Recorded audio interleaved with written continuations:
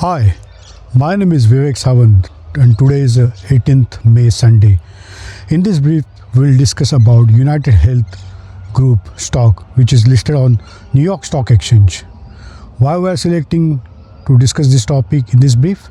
Because in last 1 month, the stock fall down from 600 USD to almost 250 USD in 1 month.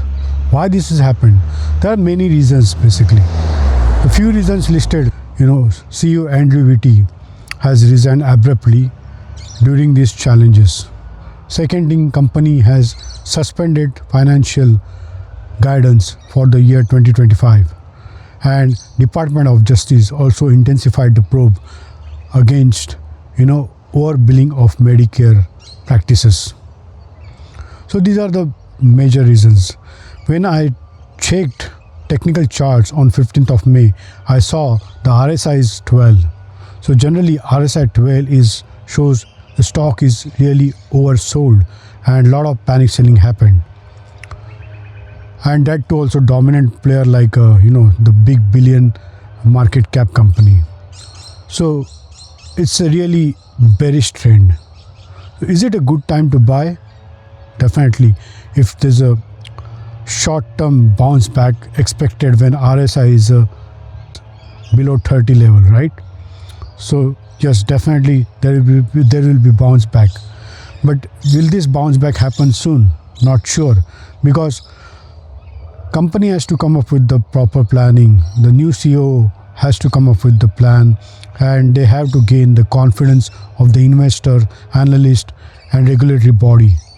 So what you can do, if you are holding the stock as a long-term portfolio and your horizon is more than 3 to 5 years, then definitely hold to the stock. Once everything settles down, company will regain the previous stock price or stock high. If you don't have the stock, then you might buy in staggered approach in this level for the long-term perspective. You need to have the 3 to 5 years of horizon. Again, this is not a buy, sell or trade recommendation. This is just only for your education purpose. So what we can learn from this crisis? The leadership lesson. It always to have the succession planning place, because when leaders exit, you need to have the proper succession planning published and communicate to the stakeholders and investors and in public domain. You need to have the proper compliance place when you do the expansion growth, right? Because expansion growth should not impact your compliance and regulatory practices, processes.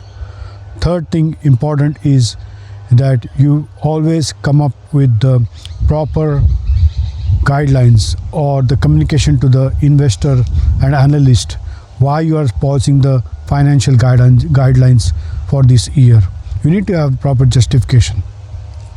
And fourth important thing is delegation, right? So always leaders has to delegate the things so they can focus on the growth, right? If the leader is doing everything, then it's a problem. So I think those are the lessons learned from this crisis. I hope this information is useful to you guys. Thank you. We'll see you in some another brief. Thank you for your time. Bye.